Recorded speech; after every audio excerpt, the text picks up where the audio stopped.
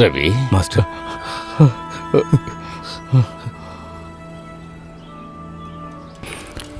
గెవి చోటున బాగా వర్షం కురిసింది. ఎన్నో కష్టాలకి దుఃఖాలకి మధ్యలో రవిను, సుగును, గివి ప్రజలను సంతోషంగా స్వాగతించారు.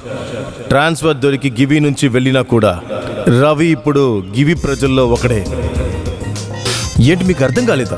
రవి గివిని పెళ్లి చేసుకున్నాడు. సుగు చెప్పినట్లుగా వాడి తలరాత ఇంకేమనాలి. చెప్పినవన్నీ తీసుకొచ్చారుగా. కాలం కూడా మరచిపోలేని బాధలు, నొప్పులు లేవని అంటారు. అందువల్ల చాలా కాలం తర్వాత జరిగిందంతా మర్చిపోయి అను, జోసర్ కొత్త జీవితం వైపు వెళ్తున్నారు. ఇద్దరికీ అంతా మంచే జరగాలని కోరుకుందాం. కానీ గేవీలోంచి ట్రాన్స్ఫర్ వచ్చిన డ్రైవర్ సుగుకు మాత్రం ఎంతో వెతికినా కూడా అమ్మాయి దొరకలేదు. చివరిగా ఈ బస్టాండ్లోనే ఒక అమ్మాయి వాణ్ణి చూసింది. వద్దు, నా దగ్గర ఏది చెప్పొద్దు. అయ్యో ఏంటిది? అన్నిట్లికి సమయం ఉంది కదా. ఆ సమయంలో నేను అందరికీ చెప్పి నీకు నేను తాళి కడతాను కదా. ఏంటి సరేనా? అది ఓకేనే, కానీ అందరు వస్తున్నారంటే.